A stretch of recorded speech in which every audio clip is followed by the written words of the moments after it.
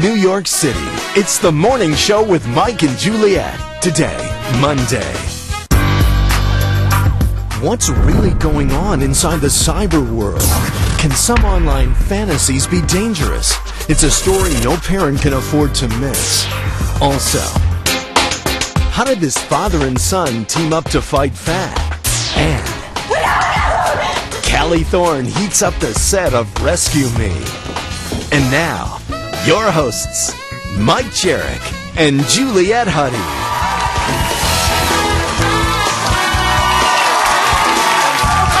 What's going on? Hi, everybody. Hello, audience.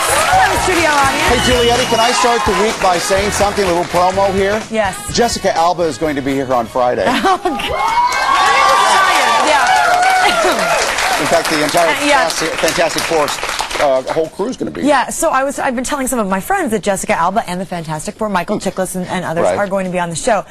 Every single male friend of mine just happens to not have to be working at 9 o'clock on Friday, and will like to join us here in the studio. I have about 10 friends coming in that day. Do you really? Yes. Sorry, people, you want to get in? Forget it. We'll tell you more about Jessica's appearance here on Friday in just a little bit. But every day, millions of people log onto the internet and enter virtual worlds, fantasy worlds, spending hours entertaining themselves by assuming different identities and living this virtual life. Yes, but there is a new reality to the virtual world. Cybercrime, and it could have real-life consequences. Watch.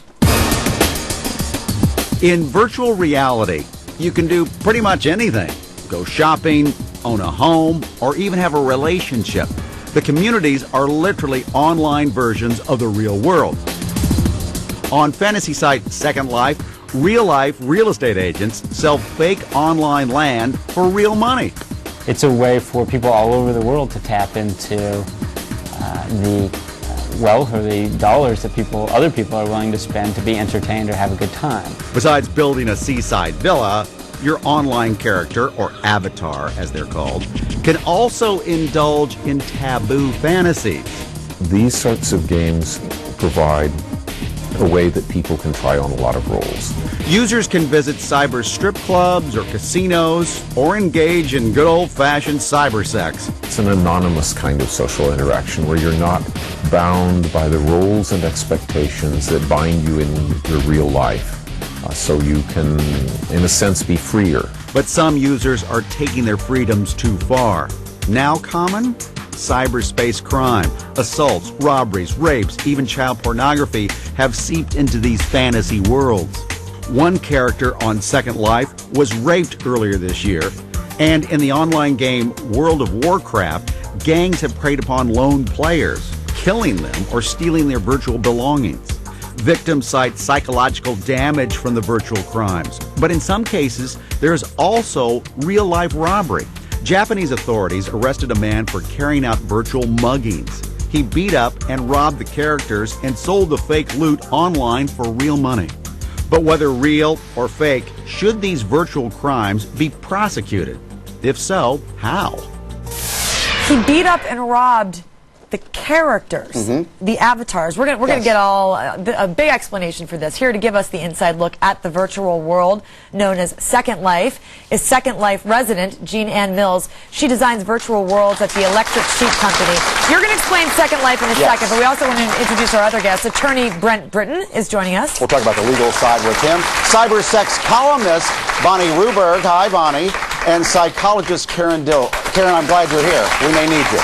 All right, so Jean Ann, so I'm familiar with Ms. Pac-Man. That's pretty much the extent of my. The cyber world is very complex and it's very realistic these days. If you haven't figured this out yet, what is Second Life? Explain exactly what that is. Second Life is a 3D online virtual world. So you get on your computer, right, and you go into this virtual world. Right. And it's 3D, so it's very realistic. Right. And it's global, so everyone all around the world can be logged in. Right. So you're going to create an avatar or a character to represent yourself. Avatar. Okay. And they're going to be in world, walking around, flying, because you can fly in Second Life. Of course. Yes, well, of course. Interacting with people, talking to people, shopping, dancing, building things. Anything you want. Anything you want. Anything goes. Anything goes. Okay, so you created a character. Right. Is it supposed to be you? It doesn't have to be. Is yours? Mine is. And what's the name of yours? I'm Jane Calvert. And there it is right there. Yes. This is you created her. Yes. How she looks, her hair, and Yes. you picked out everything. Blonde hair, very similar. Yeah, she's Very sexy. well endowed.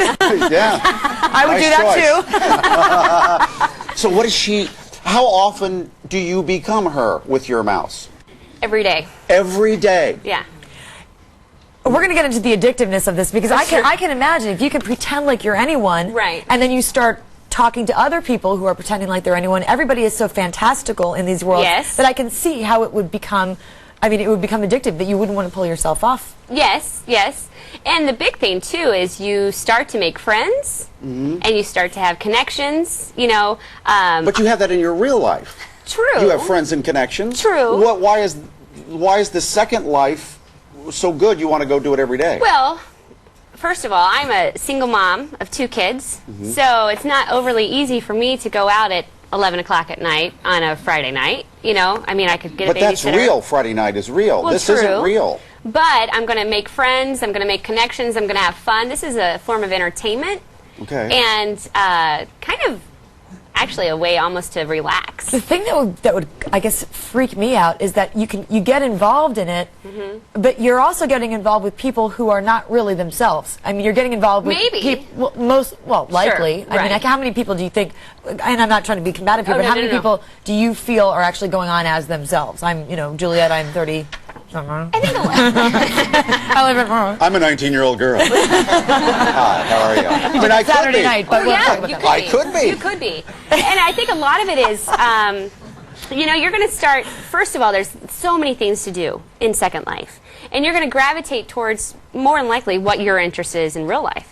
Now, maybe, like, I like to salsa dance, but I can't ever salsa dance because, where can I go? Are you a good dancer in the cyber world? Oh, the yeah. best. You would win Dancing with the Stars. Yeah. Yeah, okay. Well, let's get to the juicy stuff, though. Let's talk Okay. about sex. All right. Do you have sex in that world? I don't. Oh, come on, Jean Ann. No. Come on. Nobody's watching. It's just a little show here. Come on. Hi, Mom. I know somebody who does. Hi. Hi, Bonnie. But you write about it, too. What's your character's name? Cheerio. Cheerio is your avatar. It's true. She's my avatar. Her name is a lot cuter than she is. Though. Oh. She likes to have sex. It's true. And I am there with her, and I enjoy it too, but most of it's for research. The juicy stuff is I've for heard research. that before. I haven't done this before. So how do you? How do the you? little character doing that kind of stuff? What is going on? I don't understand. Something like that. So in Second Life, you design your avatar, and you can watch your avatar have sex with another avatar. Really? You can click on little balls called pose Excuse balls. me? Really? Or larger ones. No, okay, so look at this. Look at this, folks at home. This looks, I mean, you can still tell it's still cartoonish looking, though. But if I wanted to have sex with your character, do I click on the mouse? I'm touching your thigh. I'm kissing you. It's possible if you buy certain body parts that let you click on someone. But You can buy body parts? You can buy add-ons for your body parts, sure, but you can also buy breasts, you can buy body shapes, anything is How purchasable. graphic does it get? I mean, are there the sexual organs and all that? Definitely, And definitely. Like, how graphic are the sexual organs? As graphic as you want them. Some of them are animated. You can do anything you can do in And real life. To finish, I mean, you've. Oh my goodness. I gotta go home. The FCC is calling. Well, then, where does this whole thing of cybercrime is another thing we want to talk about with you, Brent? Because people have charged one character raped me. Yeah. We'll just get off the internet. Yeah. Click off. Yeah, exactly. The word rape has a very well-defined and very important meaning under the law, and I think in society and instinctively we understand that a rape is a very violent crime. Yeah. That happens to your person, it happens to you physically, you can't escape, you can't stop it. None of these elements is present in an online world. It's as we used to say in the old days of computing, don't sweat it, man, it's all ones and zeros. So I think the use of the word rape in this context is really unfortunate and perhaps even political in nature and designed to incite emotions that in the cold light of reason I think we need to refer to this as what it is, which is it's an online experience, but if you come and attack my avatar, you're messing with my data. It's not a violent